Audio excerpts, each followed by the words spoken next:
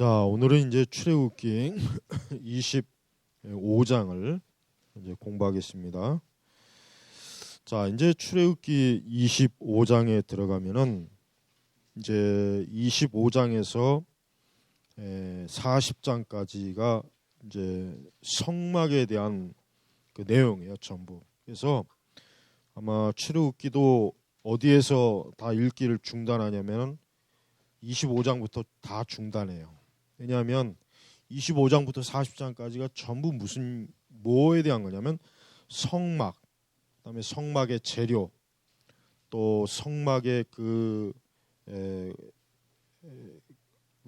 건축하는 그 과정, 이제 그런 것이기 때문에 사실 이것을 영적으로, 그러니까 복음의 관점으로 이해를 못하면 사실은 뭐 전혀 이게 도대체 뭘 얘기하는 건지를 전혀 이해를 못합니다. 그러나 이 성막은 아주 굉장히 중요한 거예요.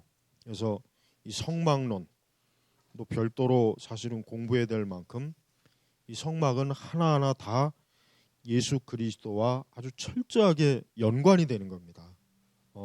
그래서 중요한 거예요. 하나님께서는 절대 성경에 쓸데없는 말씀은 단 한 구절도 한 단어도 들어가게 성령께서는 허용하지 않습니다. 그래서 사실은 성막론만 잘 배워도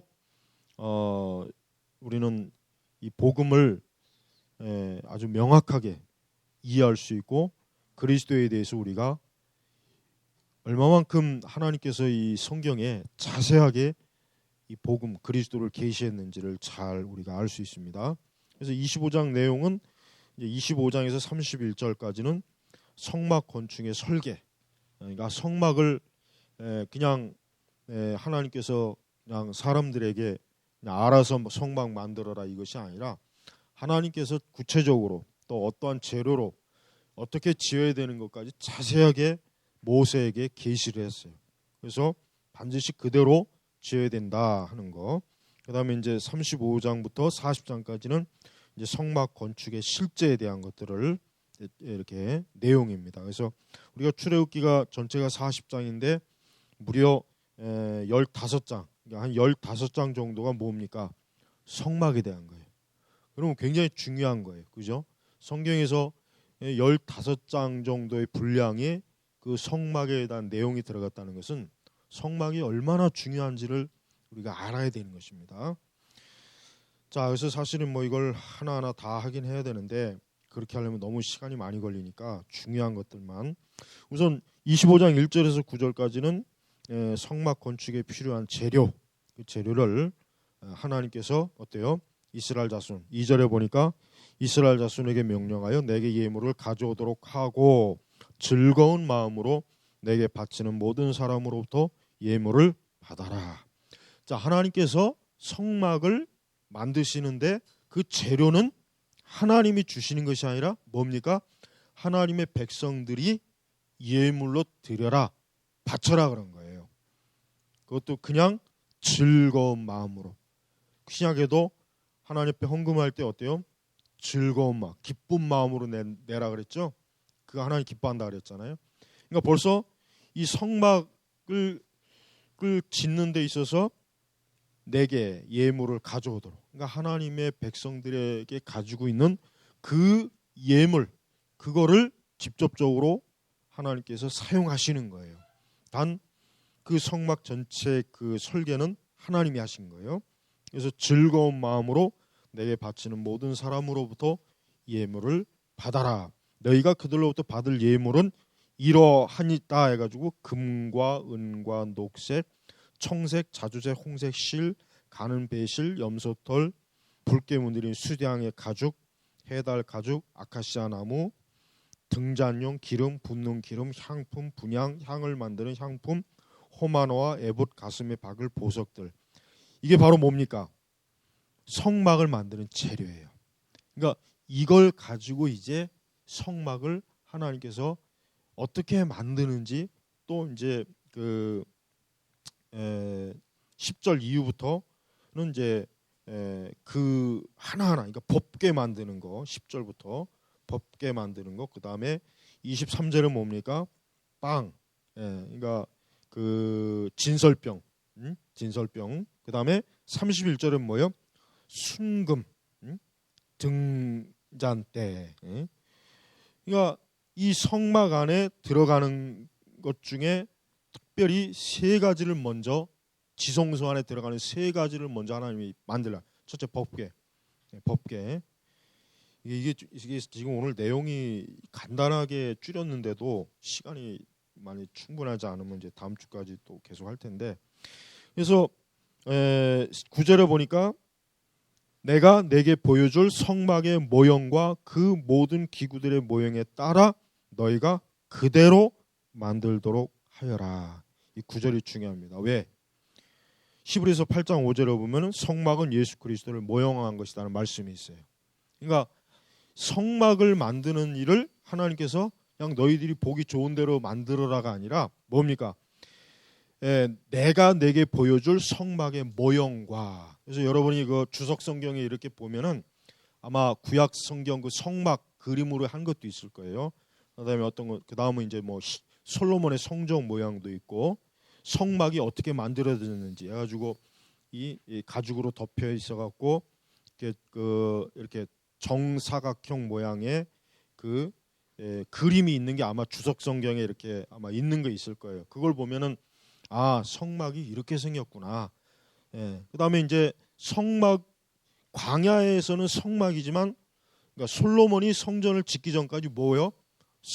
성막을 통해서 하나님께서 어떻게 합니까? 임재하신 거예요. 그래서 성막에 부르는 용어가 지금 제가 여기 여호와의 성막, 하나님의 처소, 회막이라는 거 뭐예요? 만난 장소, 증거막, 그다음에 성소. 그래서 여러분 영어로 보통 태버너클이라고 해요. 태버너클, 성막을. 그래서 여러분 스펄천의 태버너클 교회라고 그러죠.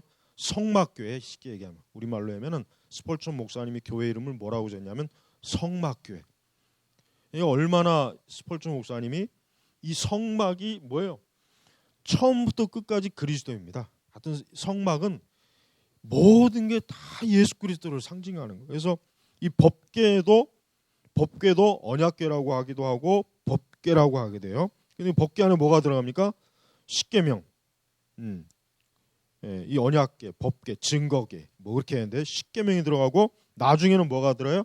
아론의 쌍난 지팡이하고 만나, 이게 들어간단 말이에요. 이게 나중에. 그래서 그 법궤 안에 그걸 집어넣고 그다음에 그 앞에다 진설병을 떡 12지파에게 맞게 한 지파 한 지파에서 12떡 덩이를 진설병, 그걸 임재떡이라 그래요.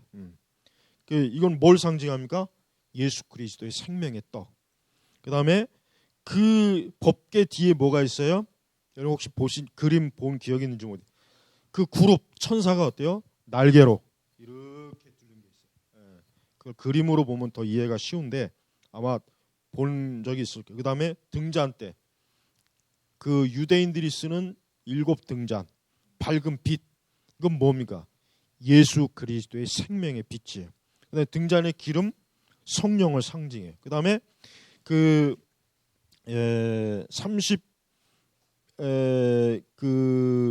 39절에 보면 등잔대와 이 모든 기구들을 순금 한 달란트로 만들되, 이 순금 한 달란트는 보통 34kg 아니면 40kg 정도 되는 거예요. 그러면은 굉장히 많죠. 큰 거예요, 순금이. 이 순금은 이건 뭘 상징하냐면 예수 그리스도의 존귀함을 상징해요. 그래서 대체로 보면은 이 법궤는 재질이 뭐냐면 나무, 그것도 그냥 나무가 아니라 아카시아 나무.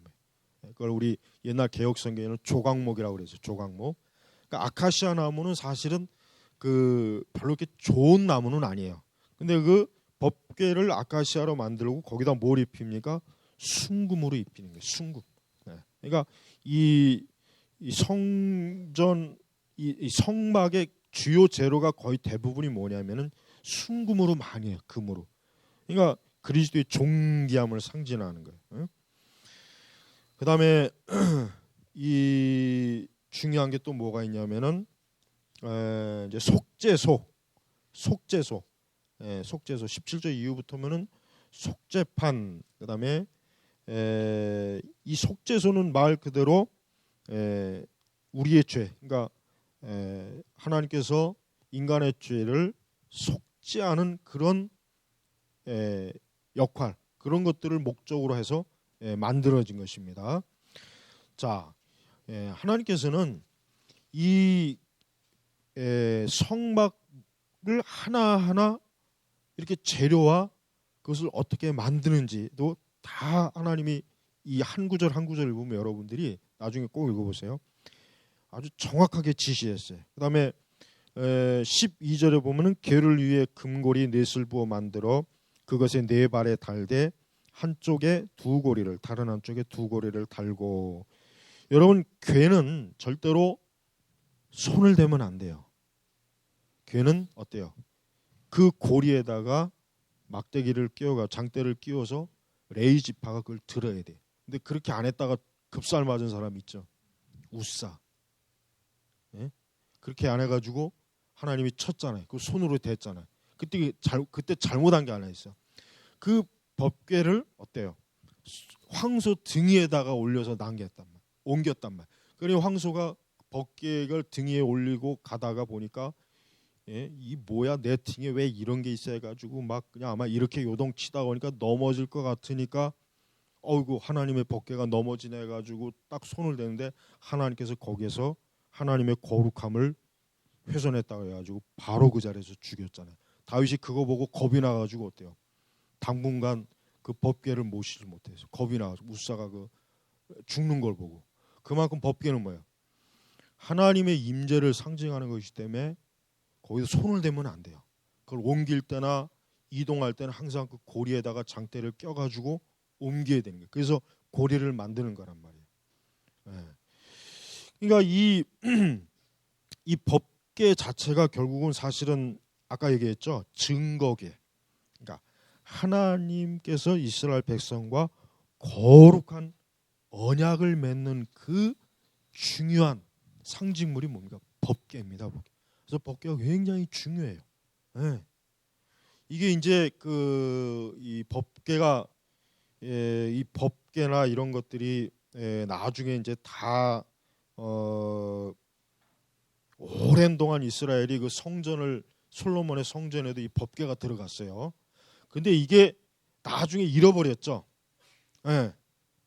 그래가지고 이 로마가 이제 예루살렘을 침공해가지고 예루살렘의 성전을 다 두들겨 부실 때 그때 이후로 법궤가 없는 거예요. 그래가지고 이제 뭐 법궤를 찾으려고 뭐 또 이제 막 이렇게 하는 뭐 아주 여러 뭐 또 이 얘기들이 거기서 많이 나오는데 결국 이 법궤도 지금 어떤 이유인지 모르지만은 이 법궤도 여기 잃어버렸어요. 그러나 이제 예루살렘이 무너지기 전까지는 법궤가 그 성전 안에 있었습니다. 그래가지고 이 로마의 군대 그 장군이 도대체 이 유대인 놈들은 뭐 그렇게 저 성전을 그렇게 중요하게 여기는지 해가지고 거기를 도대체 뭐가 있나 해가지고 들어가 봤는데 아무것도 없어. 도대체 신의 형상도 없고 뭐 없는 거예요, 그냥. 그러니까 이 로마 장군이 그 장군 이름을 내가 까먹었는데요. 그 디도의 아들이에요, 아들. 폼페이스 같은 까먹었네. 들어가가지고 그 보고 나서 도대체가 유대인 놈들은 이해할 수 없는 놈들이다. 아무것도 없는 데다가 무슨 성전이라고 해가지고 이렇게 이 난리를 치고 있는가 해가지고 그냥 허탈해가지고 나왔다는 그런 기록이 있어요. 그러니까 하나님께서 이 법궤 그다음에 이 성막이라고 하는 그 장소의 가장 중요한 의미는 뭐냐면은 뭔가 하나님과 이스라엘 백성들이 만나는 곳이에요. 만나는 곳이 하나님의 임재가 있는 곳이에요. 그래서 하나님께서는 자기의 백성들이 그 법궤를 중심으로 해가지고 광야에서 그 성막이 제일 가운데 있고 그 주변에 뭐가 있습니까? 12지파들이 삥 둘러가지고 그 성막을 주위로 진을 치고 그 광야에서 이동한 거예요. 그러다가 그대로 그 성막을 가지고 어때요? 가나안으로 가죠. 그러다가 솔로몬 때와 다윗 때 와가지고 다윗이 자기는 왕궁에 있는데 하나님께서는 저렇게 여전히 성막에 있구나. 뭔지 자기가 볼 때 좀 초라한 것 같아 보여. 그러니까 다윗이 내가 하나님을 위해서 전을 하나 지어야 되겠다. 그런 마음을 먹는데 하나님께서는 다윗이 너는 군인이기 때문에 너는 피를 많이 흘렸기 때문에 너는 안 된다. 그 대신 네 아들이 이 그 성전을 지을 수 있는 그러한 영광을 내가 부여해 주겠다 해가지고 다윗이 어때요? 그 성전을 지을 재료를 다윗이 다 모아요.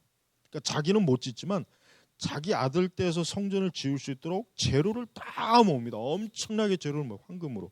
그래서 이 솔로몬의 성전 규모가 어떤 정도의 규모냐면 이 건물, 우리 건물 규모만한 거예요.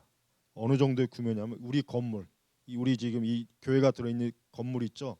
이 바깥에 나가서 이따 나갈 때 집에 가실 때 솔로몬의 건물이 어느 정도인가 하면은 그냥 이 건물이라고 생각하면 돼. 요 정도구나. 근데 그 건물 전체가 다 금으로 완전히 그냥 아주 도배를 했대요. 도배를 해가지고 얼마나 그 솔로몬의 성전의 그 황금 그 성전 건물이 화려했는지 그 당시 그거를 보는 외국 이방인들이 아주 너무나 호화찬란한 거에 그냥 눈이 멀 정도로. 근데 그게 나중에 어떻게 됐어요? 다 부서졌죠. 이방 민족 이스라엘 백성이 죄져가지고 하나님이 이방 군사들에게서 다 아주 철저히 무너지겠다면 황금 다 뜯어가고 그 안에 있는 그 많은 그 여호와께 바쳐진 보물도 다 가져가 버렸다고. 가지고 나중에 스룹바벨이 다시 성전을 짓죠. 근데 너무나 초라한 거예요. 솔로몬 때에 비해서. 그래서 솔로몬 때 그걸 봤던 노인들이 그 당시 젊었겠죠. 나중에 스룹바벨 성전을 보고 나서 너무 초라하니까 운 거예요, 운 거. 초라하기도 하지만 물론 다시 또 성전을 재건해서 그거를 너무나 그들이 기가 막힌 거예요. 솔로몬 때 그렇게 화려했던 성전이 완전히 다 이게 거지 같은 이 성전으로 세워졌으니까 그때는 성전을 지을 만한 그런 그 여력이 이제는 없었지만 어쨌든 지었다고. 근데 그것도 결국은 나중에 무너져요. 왜 무너졌습니까? 저들이 우상을 숭배하고 하나님을 떠나니까 하나님이 두 번째 스룹바벨 성전도 확 무너뜨려 버리잖아요. 그리고 나서 나중에 어때요? 나중에 헤롯 때에 와서 다시 헤롯이 이방인이거든요. 그러니까 이방인인데 유대 왕이란 말이에요. 로마에 의해서 왕으로 봉해진 거예요. 근데 자기가 인기가 없고 도대체가 이게 뭐 좀 뭔가 좀 호감을 보이려니까 어떻게 해요? 그래, 성전을 지으면 되겠구나 해가지고 화려한 성전을 수십 년 동안 지은 거예요. 엄청나게 그래. 그래서 예수님 당시에 그 성전이 있었어요. 근데 예수님 뭐예요? 그걸 다 허물어라. 내가 사흘 만에 짓겠다 그랬잖아요. 그게 진짜 나중에 다 허물어집니다. 벽 하나 남겨놓고. 그 벽을 왜 남겨둔지 아세요? 그 이유가 있어요. 로마에게 대적하면 이렇게 된다는 것을 보여주기 위해서 그거 하나 남겨놓은 거예요. 일부러 남겨놓은 거예요. 그거 못 부신 게 아니라 일부러 남겨놓은 거예요. 오늘날에도 유대에 가면은 그 통곡의 벽 바로 그거란 말이에요. 그거. 예.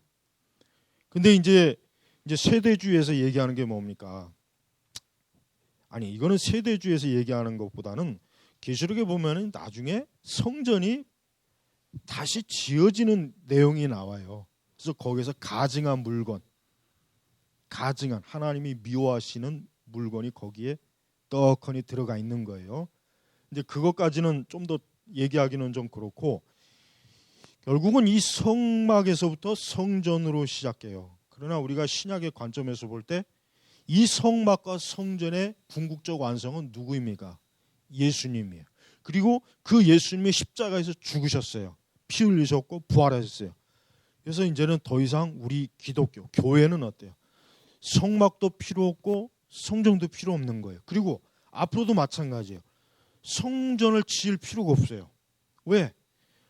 예수님을 통해서 벌써 이미 이 출애굽께서 그렇지만은 모든 게 예수님으로 다 귀결되고 예수님을 드러내고 예수님의 그 모든 게 아주 그분의 그 거룩한 성품 그걸 다 드러내거든요.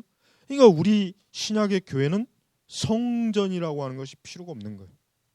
그러니까 우리가 이 성전이라고 하는 용어는 우리 교회 예배당에서 쓰면 안 돼요. 사실은 그건 이미 예수님께서 완성하시기 때문에 우리가 이 성전이라고 하는 개념 자체는 그리스도 안에서 이미 완성된 것이다. 그러니까 우리는 그리스도를 바라보면서 그분의 영광, 그분의 은혜, 그분의 놀라우심을 바라보는 거란 말이에요.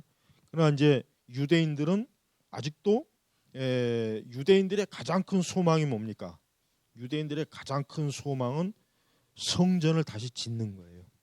다시 짓는 거예요. 근데 그게 골치 아픈 게 뭐냐?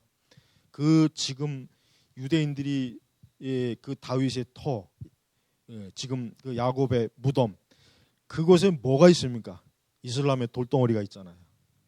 그러니까 이게 지금 골치 아픈 거예요.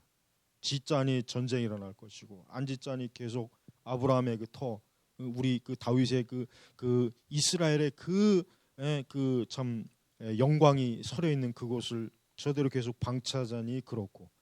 그러니까 여러분 마지막 때 전쟁이 어디서 일어납니까? 아마겟돈에서 일어나요. 무기또. 지금도 거기가 어때요? 평야예요. 평야. 굉장히 넓은 평야란 말이에요. 거기는 수십만의 군대가 들어갈 수 있는 곳이에요. 그러니까 마지막 때 전쟁하기 딱 좋은 곳이 위치 자체가. 예. 그러니까 이제 이런 이 성막이나 성전은 이 종말론하고도 굉장히 연관이 돼요. 그러나 우리는 종말론도 중요하지만 가장 중요한 것은 이 성막은 결국 뭡니까? 그리스도를 상징하는 거라는 거. 그래서 여러분들이 이 출애굽기 25장부터 40장까지를 자세하게 공부해 놓으면은 이 복음에 대해서 아주 하나님께서 얼마나 이 복음을 구체적으로 명확하게 드러냈는지를 잘 알 수가 있어요. 그래서 좋은 성막론에 관한 책을 읽으면은 이 구약의 가장 중요한 교리를 잘 공부하는 셈이 돼요. 자, 이렇게 우리는 이 하나님께서 이제 본격적으로 광야에서 이스라엘 백성들을 인도하실 때 하나님의 임재의 상징으로 이 성막을 짓게 하시고 성막의 구체적인 내용을 이제 알게 하셨잖아요. 자, 여러분 이 모용 이 40절에 보면은 이런 말씀이 있습니다. 25장 40절 뭐라고 했습니까? 산에서 내게 보여준 모형을 따라 조심해서 만들어라. 그러니까 네 마음대로 만들지 말아라. 아유, 내가 볼 땐 이거보단 이게 더 좋겠는데 이런 디자인보다는 이건 좀 철지나 유행이 지났으니까 좀 새로운 디자인으로 좀 만들어 볼까? 손대지 말아라 이게. 내가 내게 보여준 그대로 네가 이 성막을 져야지 거기다가 손대지 말아라. 네 마음대로 네가 좋게 생각한 대로 거기다 손을 대지. 그래서 조심하라는 표현이 그래서 나온 거예요. 여러분 우리는 하나님께서 이 우리에게 주신 이 구원의 복음, 이 하나님의 이 거룩한 구속의 은혜라고 하는 것은 인간이 손을 대면 안 돼요. 거기다 사람이 이것이 좋을 것이다, 저것이 좋을 것이다, 시대와 유행에 맞게 거기다 가감을 하면 안 되는 거예요.